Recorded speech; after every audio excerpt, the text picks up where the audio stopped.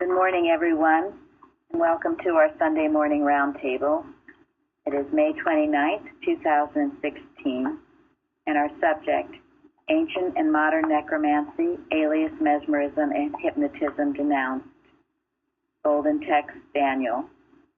He doeth according to his will in the army of heaven and among the inhabitants of the earth, and none can stay his hand or say unto him, What doest thou?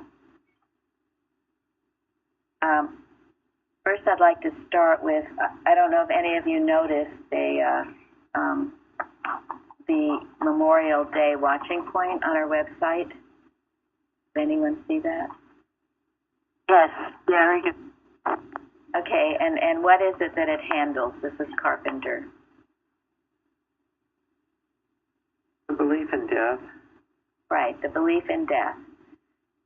And we as scientists need to understand this because this is a day where people are visiting graveyards and that kind of thing. And so we understand this and we are knowing the unreality of death. At the same time, I want to make sure and very clear that we are praying and supporting daily our military and are showing extreme gratitude for the sacrifices that are going on now, that have gone on. It is something we never fail to pray about.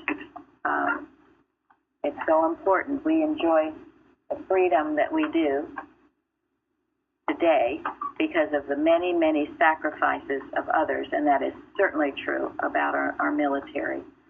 So, all of us, in our individual watches, we are supporting, knowing the protecting power of our military. Today, I think this class is going to be rated. For those 14 years old and over.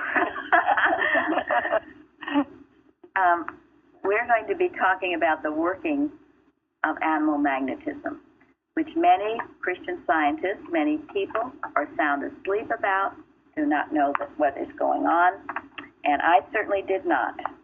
And so some of what I'm going to say, some might consider disturbing, but as a scientist, we know the unreality of error, and so we're going to get into it. We're going to get into the lie, and then we will come around with science and health and get into our truth as to how and what to do about it. Okay, recently I decided to research why we don't have prayer in school. Maybe many of you know this, but I didn't know it. And I knew a little bit, but not a lot. So I'm going to be reading to you from something. Most of it is going to be from a biography. But, okay. There was a woman, her name was Madeline Murray O'Hare, and she is best known for what is called the Murray versus Curlett lawsuit, which led to a landmark 8-1 Supreme Court ruling ending official Bible reading in American public schools in 1963. Okay, official Bible reading. What is that? And why is it important? It was part of the everyday structure of the school day, and you did it in the morning, and people were assigned, were volunteers, and we read. We read from the Bible. I did as a child in my elementary school. It was something that you did. Now, it was based on our biblical beliefs, our trust in the Bible, our Christianity. It was started by whom?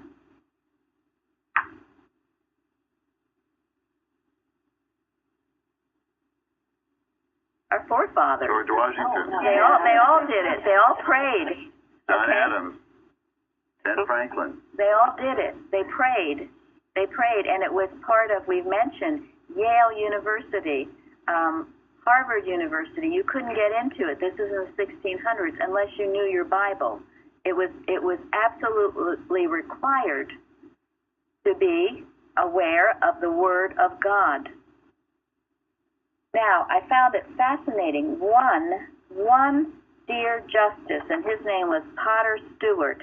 He was the lone dissenter from the 1963 Supreme Court ruling. And he said he pointed out the long history of government religious practice in the United States, including the fact that the Supreme Court opens its own sessions with the declaration, "God save this honorable court." I don't know if that's still done, but I pray it is. And that Congress opens its sessions with prayers, among many other examples. So, and he makes the point that most people in the country agreed with this. It was a small, very small percent of atheists who disagreed. And one of those atheists was Madalyn Murray O'Hair.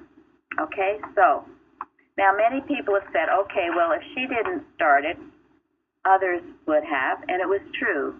There were many others who were objecting to it at that time. But when you read, you're going to hear who and what she was from the words of her son, who wrote a biography saying, "My life without God." O'Hair had two sons, John Garth Murray and William J. Murray, both conceived out of wedlock and sired by different men. The older son, William J. Murray, became a Christian in 1980. Learning of this, O'Hair, his mother, said, "One could call this a postnatal abortion on the part of a mother. I guess I repudiate him entirely and completely for now and all times. He is beyond human forgiveness." So then he goes on, and this is his book, okay? My mother was not just Madalyn Murray O'Hair, the atheist leader. She was an evil person who led many to hell. That is hard for me to say about my own mother, but it is true. When I was a young boy of 10 or 11 years old, she would come home and brag about spending the day in X-rated movies in downtown Baltimore. She was proud of the fact that she was the only woman in the movie house watching this filth. My mother's whole life circulated around such things. She even wrote articles for Larry Flint's pornographic magazine, Hustler. My mother lived in spiritual death, as Paul writes, quote, "But she that liveth in pleasure is dead while she liveth." My mother delighted in hiring unrepentant criminals to work in her atheist office. She particularly enjoyed hiring convicted murderers who had served their time but were unrepentant about what they had done. She got a sense of power out of having men in her employ who had taken human life. It was love of power over people that finally caused not only her death, but the deaths of my brother and my daughter. Now, this is where it relates to this lesson. My mother had complete power over my brother John and my daughter Robin.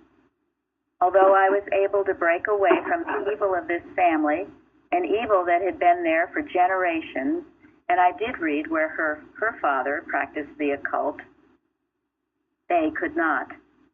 My mother did not permit either my brother or my daughter to speak to me. She had total control of them. My brother would have been 40 years old this month, the month that he was murdered.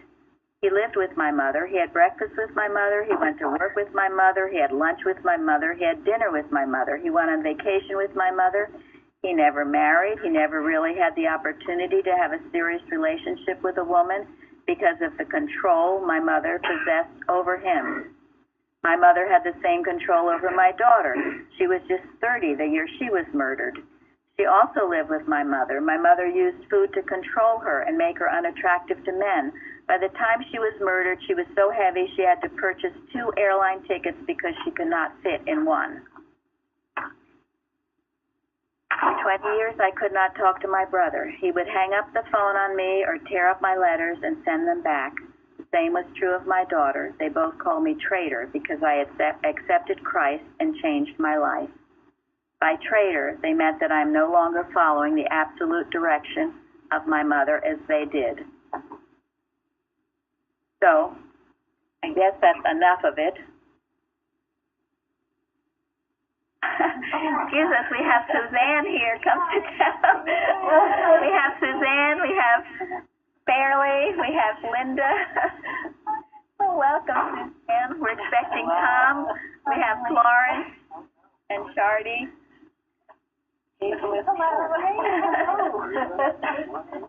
welcome all of you. We're in the middle of serious talk, however.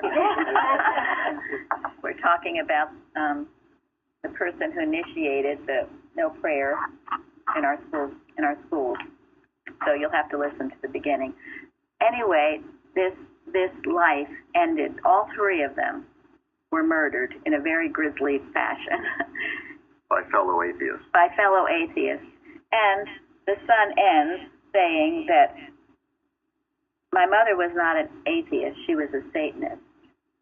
And this is from Dostoevsky, who says, in a world without God, everything is permitted. And this son says that his mother believed, do what thou wilt shall be the only law. And that was coined by an occultist or a Satanist named Aleister Crowley, and it is also the motto of the Church of Satan. Now, the reason I'm telling you this is because I didn't know any of this.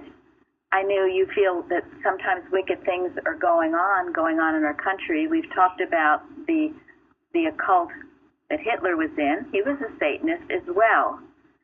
And this is the work of the scientists, not to be so naive to think that this evil is not going on and not operating and that we can just say God is love and live in la-la land. This was a major precept of Mrs. Evans. That's just what it wants you to do, to ignore it, to not even, oh, well, there's nothing you can do about it. Well, there is something we can do about it. And this is why we watch, and this is why we pray, and this is why we stay together in unity as we do. Because after that, you all know what has happened in the schools and what's also going on in the schools with, the concern about terrorist attacks and other things.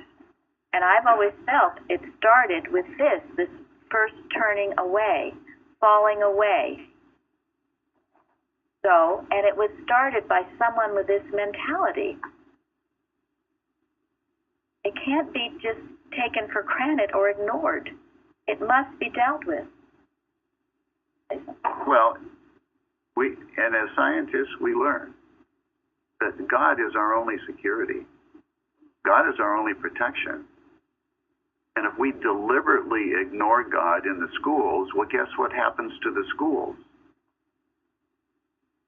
We've read about it. It's made headlines. Benjamin wrote an article in our latest Liberator. And now there's also on the online version something beautiful that was sent to us about a soccer team on their knees praying to God recently. And also the fact that soccer team has a great sense of oneness and unity and has done extremely well playing. Now, they're doing it anyway, and I've heard of other stories that way, too. And, of course, no one can stop your mental prayer. No one. And, that's the point they make. Well, you can still pray. You just don't pray out loud and no Bibles in sight and that kind of thing. Well, that's true. But the attitude of no Bibles in sight is a bad attitude.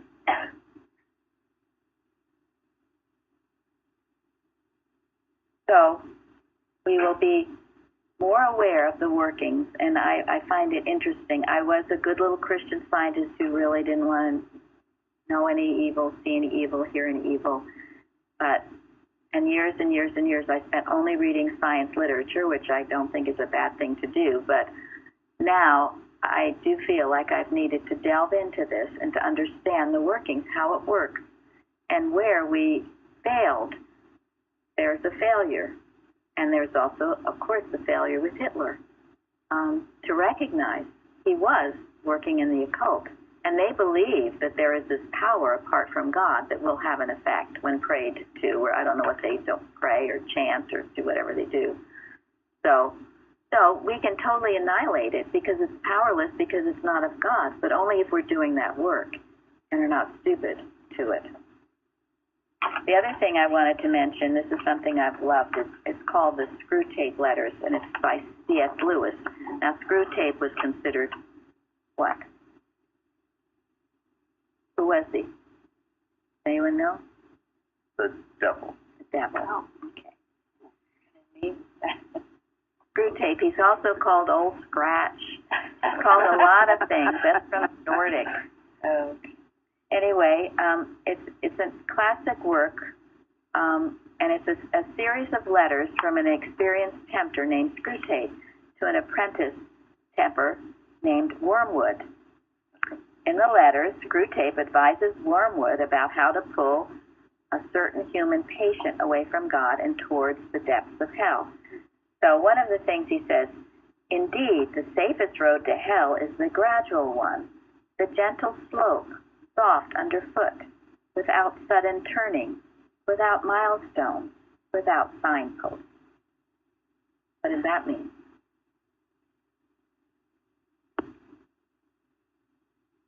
It's easy to drift into evil. Yes? You don't have any idea where you're going, and it's just easier to follow the flow. Yes. And you let one little thing go by, and then another little thing go by, and then you're down. That's it. And I think this is why, the teaching here that teaches to handle even the little forms of evil really helps you to develop that mental attitude dependent on the divine. Very important. Exactly. That's why Carpenter's book was so good, Study Her Spiritual Footsteps, talking about how every little day she let nothing go by. Things that nobody else noticed, she noticed, and she brought them to everybody's attention. When you were talking about Hitler,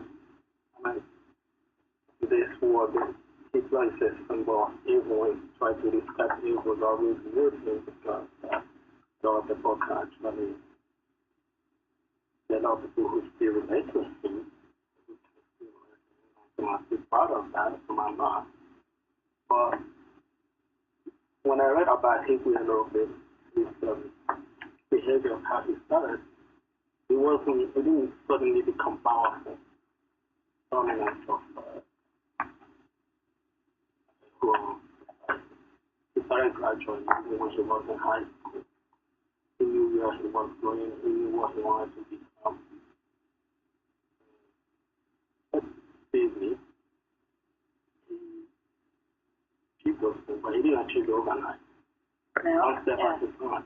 This is a gradual. He was an actor, and he perfected his art of acting so that he could persuade people to think that he was good.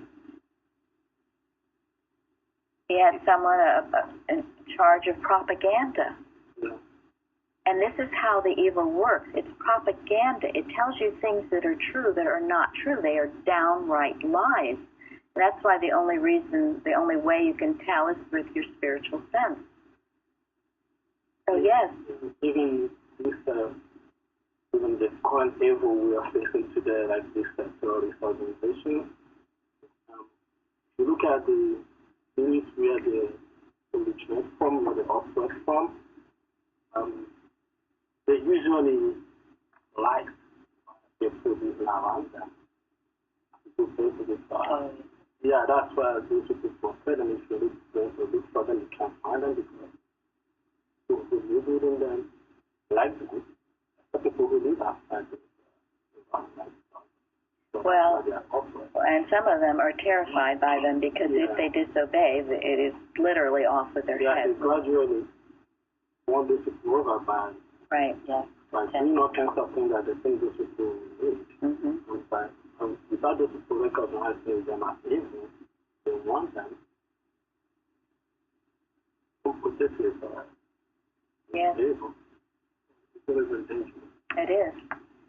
That's why you look to God for all your needs. You look to a person that's going to tell you they're going to take care of you. Suspicious. Because then, you see, this woman, this O'Hare woman, she had control over these two people who was the author's brother and daughter. totally control them, and it was the human will, which is, of course, what the thrust of this lesson is about, human will. And that is what it will do. It will seem to control you. It will control you. You get mesmerized by it, unless you are a working scientist or a working person who is knowing a truth, some truth, that they can't reach you. Mrs. Eddy says truth and virtue build a strong defense. But it works. It's very patient. Okay? It doesn't care if it's going to take a long time. It designs, and it has real no intelligence. What actually it is the absence of the truth. But in that absence of the truth, it would appear to have intelligence. It seems to take form and to operate because it's without God. Just looking for ways to get to your mentality. And Mrs. Eddy says, warns us that the serpent always nips at the heel. So the lie is always nipping at the truth. Wherever the truth is, the lie is going to rear its head and say, no, I'm true. So listen to me. And, that's one of the first stories in the Bible. Eve listened to the serpent. So it's always going to speak to you. It's always going to try you. It's always going to look for a way to get in to your mentality. And it often succeeds getting into your mentality through someone really close to you. That's the way it usually succeeds. Through a spouse, a child, a job, or something that you hold near and dear to you. It will use that connection to take you away from God.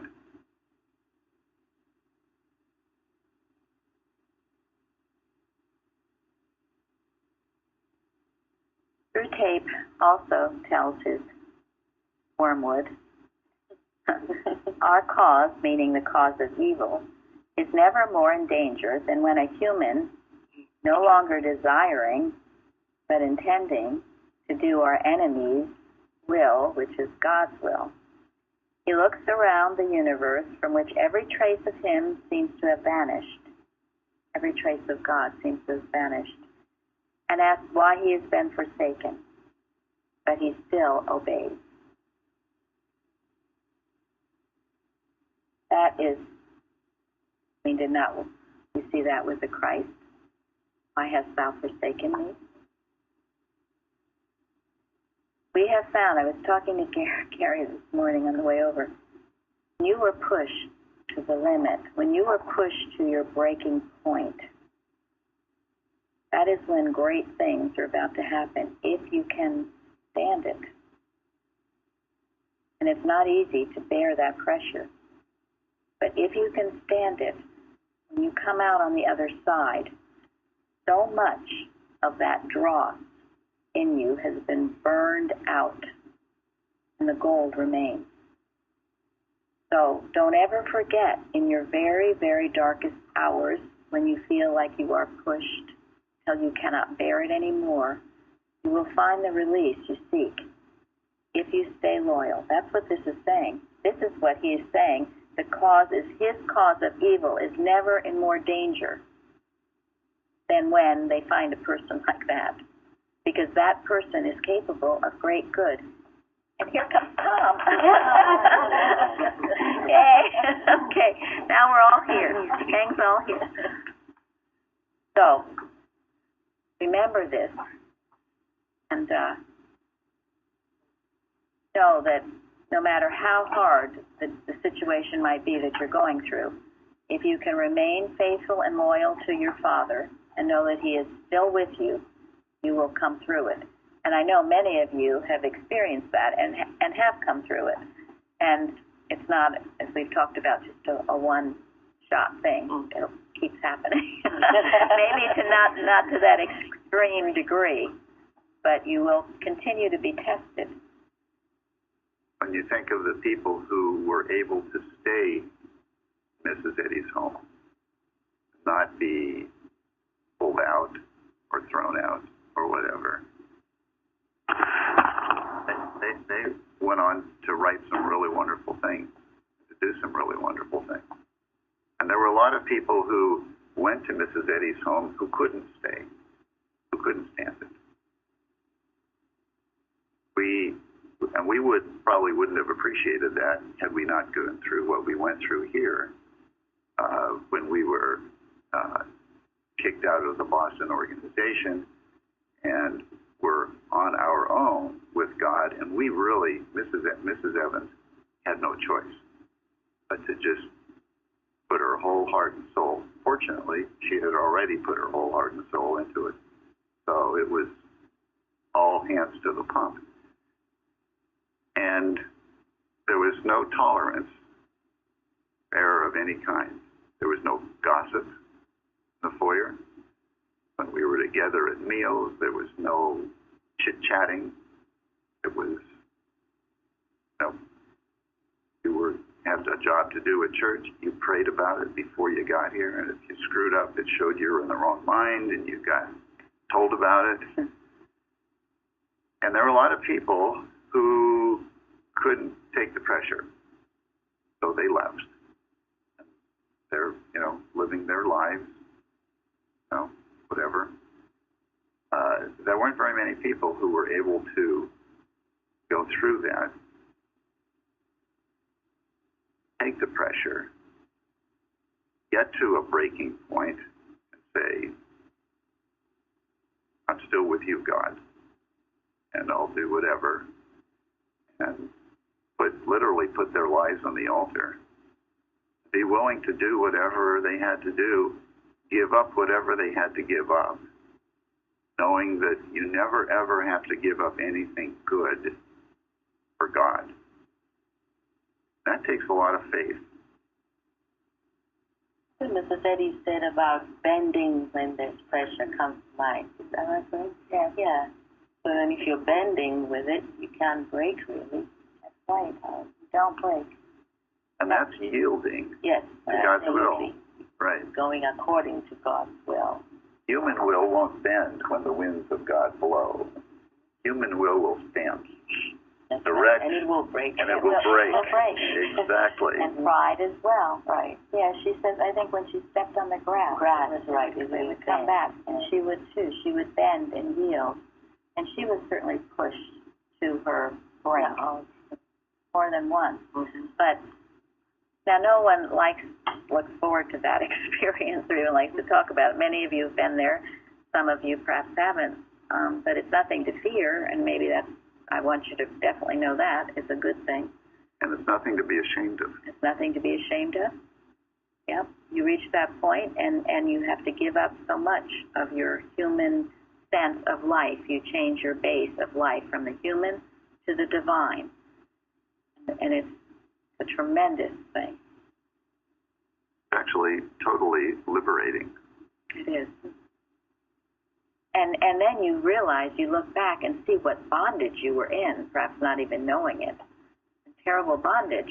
I mean, I was, with fear and negativity. I was in terrible bondage, and I didn't know it. And so all of this stuff that pushed me to the extreme was the best thing that ever could have happened.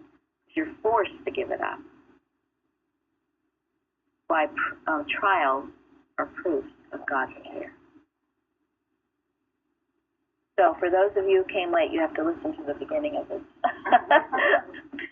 Of this evil, too, I think I've known families where, particularly mother, was so strong-willed and wanted the children to go a certain way, always her way. It's unfortunate that the sons all very promising in school. They didn't amount to anything, so they died early also. Sons died very early. One daughter's life is all. But a strong-willed mom, everything had to be her way. She had even her husband.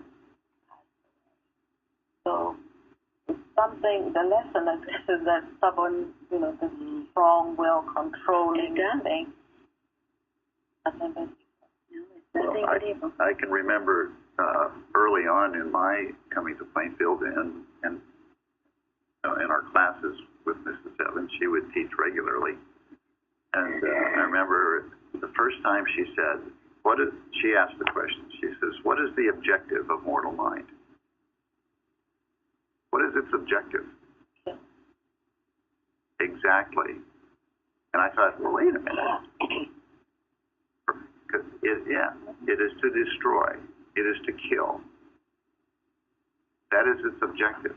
So when you see a really strong-willed mother, is any surprise? And that's exactly what happened to this O'Hara woman. I mean, yes. What was thinking? I think one of the biggest problems when talking about raising a child, like that woman did, so things will change when people start to understand what the goal of raising a child is. This understanding here is that goes back to school. Even the school too misunderstood it. That the goal is not to, at the end, the child becoming a lawyer, a doctor, or a scientist, or governor, or whatever the goal may be. You are trying to train that child to become in school or at home. But when parents and schools start to look beyond this, so that the future of a child doesn't end when that child becomes a doctor, or a lawyer, or some business person, or in the army, or whatever the worldly perspectives are. It goes beyond that, because life doesn't end when you become this thing. Life is forever. How can a child achieve this eternal life that Bible is talking about? It's all over the Bible. No, I know it's the wrong objective. It is your prayer is that they will unfold and be what God would have them be, and then they do unfold and they are what God plans them to be. But anytime you start planning or outlining for your child, no, don't they have the intelligence of God? Don't they know? They do. You just have to get out of the way and let them be what God made them to be. Sometimes they do need discipline, though. That's true. We definitely know that. When they're going the wrong way, you do have to discipline. Everyone needs that. And that's the loving thing to do. But, yeah, the goal is to have them. There is a strong will that should be enforced in every home. What will is that? Oh, my God. Yeah. And parents, rule, govern by example, not by what they say. So if the parent is bending to God's will, children will naturally learn to do the same. And it would be nice if the schools and parents would learn that. You're right, Benjamin. Not happening in a lot of schools. Not happening in a lot of families, I'm afraid. But that's what our watching is about. That God's will be done on earth as it is in heaven. So with that, we will get to science and health. But Go ahead. My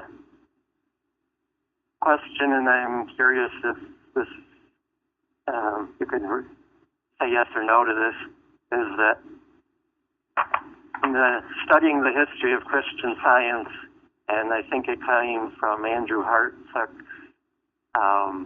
whatever his little letter is, that the apex of membership, I'm not saying anything else of quality or whatever, for Christian Science was around 1960, and then everything went down, started going the other way. So the most membership, if you're counting numbers, was around 1960, and it's been downhill ever since. So what I found interesting is that a lot of the early workers, like Irving Tomlinson, I don't remember when he passed, but it was like a whole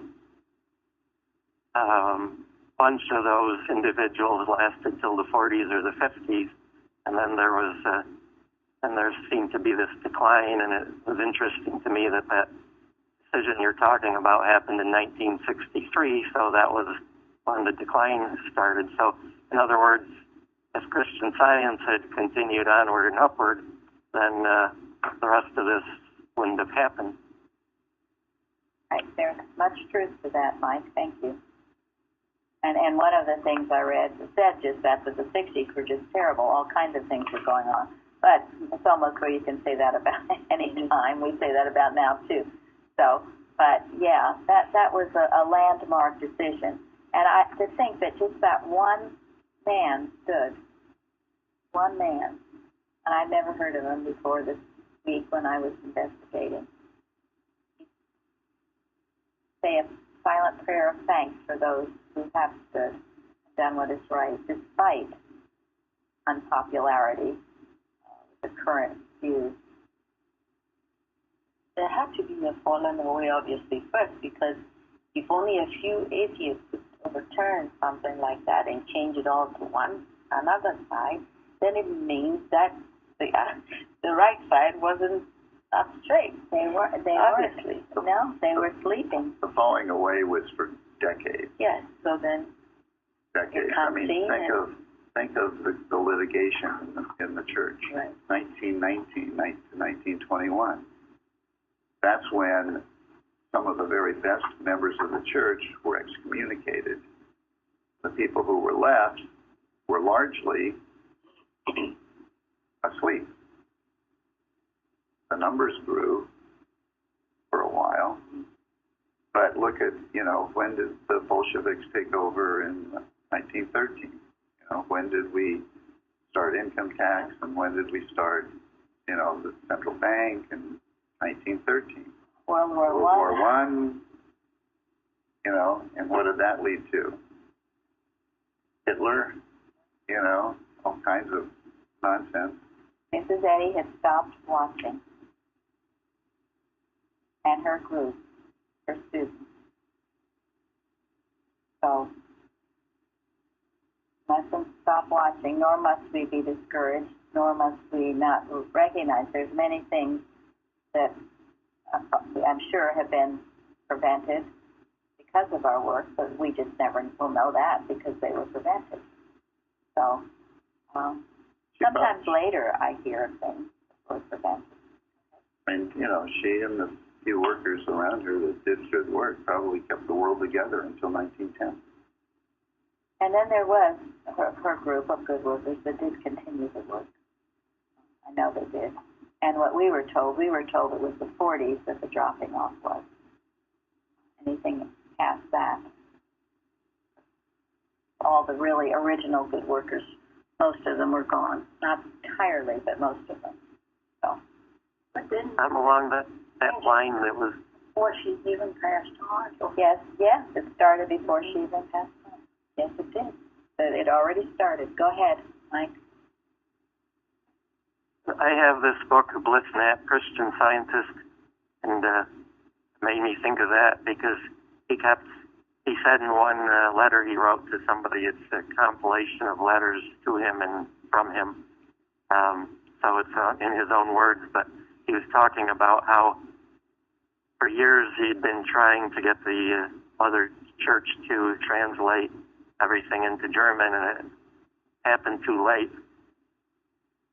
Because Hitler had taken over by then, so it happened too late. But now understanding that whole litigation with Eustace and everything, it really happened before that was when the change. And I've been reading about that too. And Mrs. Eddy was very reluctant to translate Science and Health into German because of the purity of the English language and what she was expressing through the English language. And this book I've told you about, the von Moltke in Germany, they went over to Boston because they were urging her to change it then too.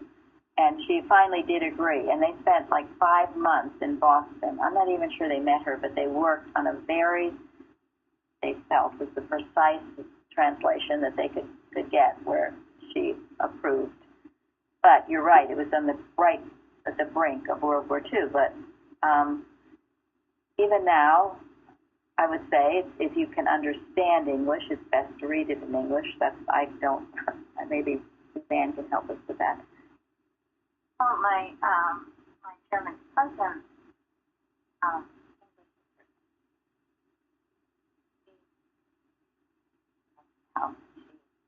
loved what she was reading.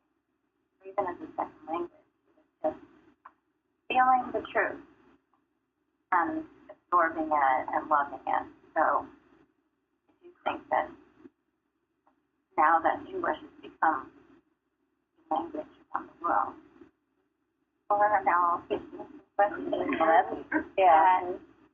it's not a barrier anymore. Thanks. And Ozari and Uta aren't here today, but I do know, I think there was this new translation of it. And my understanding, of course, it couldn't be nearly as good as the original because that was under Mrs. Eddy's jurisdiction. Of course, she didn't speak German either, but she was praying and watching over it, yes. So all of these things, and of course we know the story of Frances Berber Seal. She went to Germany, couldn't speak the language, and yet did amazing healing work because they felt her thought. And that's the most important thing. You communicate with your thought. That's why your thought has to be pure. People feel it. Okay. But you're right. Screwtape has been at work for a long time. Yes, a long time, just working. Yep, and it's working now in our country. Still working. It is. It's working now, gradually. Let people look the other way. Everything's fine. We must be loving. We are loving, but with that love is principle, wisdom. They all go together. God is infinite, therefore ever present, and there is no other power nor presence. That is how you start all your watches. That is how you should start your day. You should know that sentence. That is the truth. That is what you stick with. We go into the era, but you always start with that truth, that ultimate truth, and you always end with it. That is what comprises a watch. And if you end your watch feeling like there's some other power or presence, you have not done your watch. And it doesn't matter what you see on television. What matters is what you feel in your heart. If you get that sense of God being the only presence and power, then you've done it. You multiply that by how many people.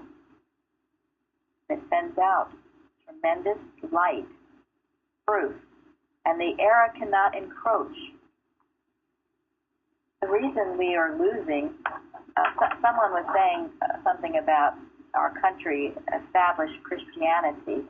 Do we have established Christianity in our country right now? I wouldn't think so. That's very naive. The churches are closing, not just the Christian Science churches. No. Very naive. Someone was at Utah. Someone was telling me the church has now become very political. If you go to some other church. Oh, definitely. Political, not inspired with the Word of God, but political. Well, the church in Canada wants to be very inclusive, so they wouldn't mention the word Jesus. They just want to exclude it. So they exclude all the people that love Jesus. So anyway. Yes, not. Washington was established as a Christian country. It was. Oh, absolutely. It was. God we trust, right? In God we trust. And that is a fact. It's not, you can't dispute it. It is a fact. And that's where we got the reading the Bible in schools and all of this. This isn't something that we can say, oh, no, that never happened. That those people that say it, no, it never happened, are rewriting history. And believe me, it's going on, and it's part of the propaganda, and it's propaganda on our youth. And the more they say that, the more we tell them, no. These are the facts. Okay? It would be great. We should be a Christian. Christianity should be established in our country, but unfortunately, it is not. Look what happened in Europe. It was not. And so things change. It gets invaded with people who are non-Christians. And their intent is not to become Christians, it's to change everyone who is Christian. That's the intent of Roundtable, okay? Now, it doesn't have to happen if we do our work correctly. Should be that they are converted, and not because for any other reason than for healing and blessing. In Christ's name we pray, not in our own human will. Anything else on that? May I just say that the watch that you have on there that says "Don't come in your own name," and that's very important. And you don't come to change any minds; God will do it. Absolutely. You have to know that God will do it. I love that one. And also that it's already changed, that everyone already knows this truth and this science.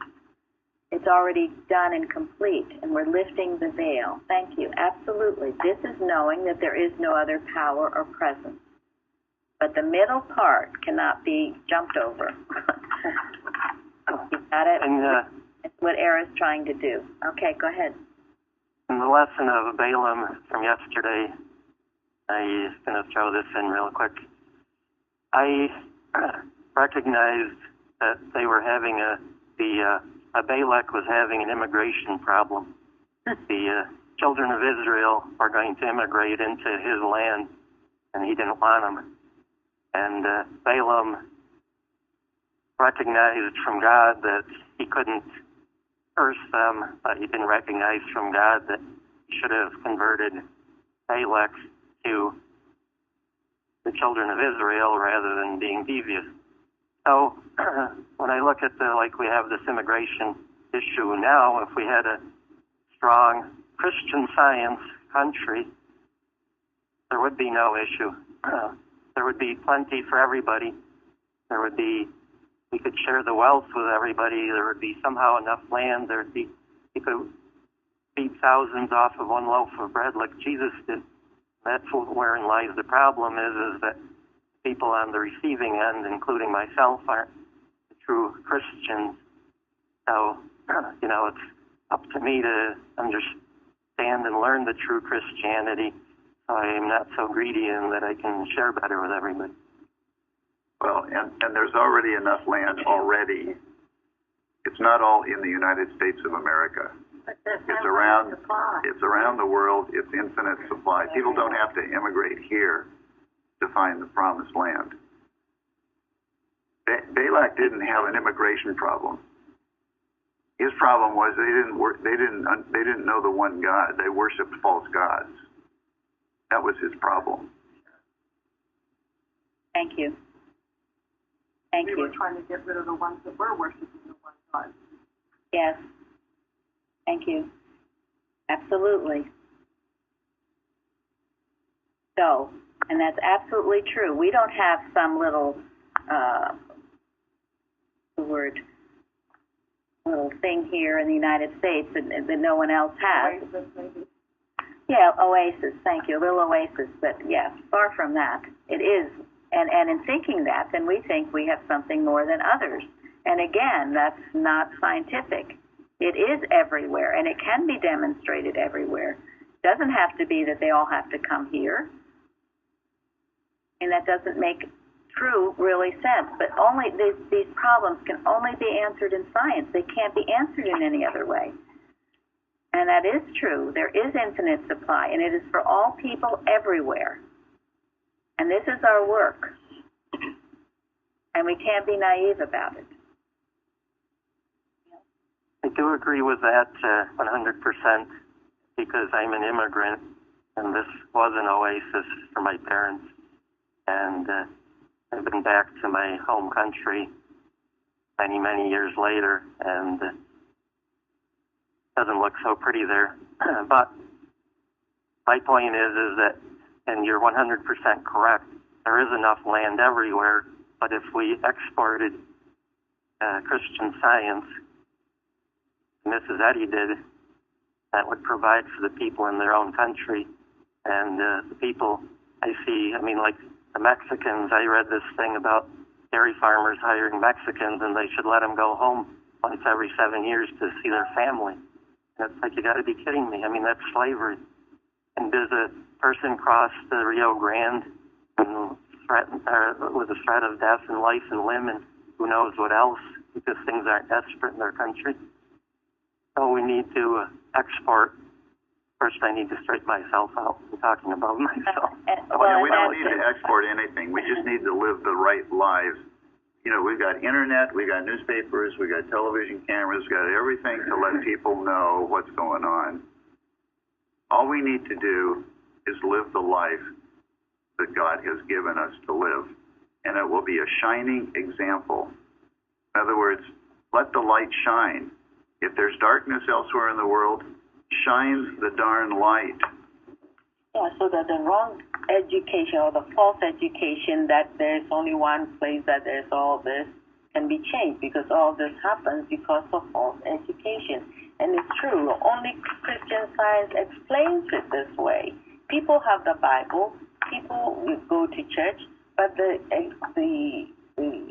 false education that, somewhere else will you be able to do this. So let's just thank you. Thank you. Exactly, thank you. So this is not a political problem. This is a lack of God problem, which is why politics is not the answer. There is no political solution.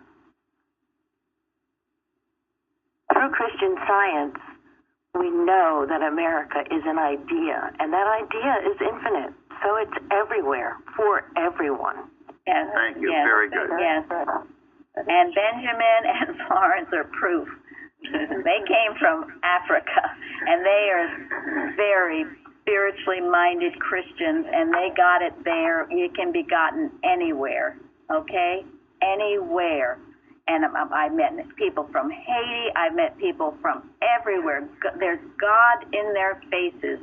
So don't believe the lie or let it take you down as part of the animal magnetism suggestion. God is in everyone, everywhere. All is infinite mind and its infinite manifestation, for God is all in all.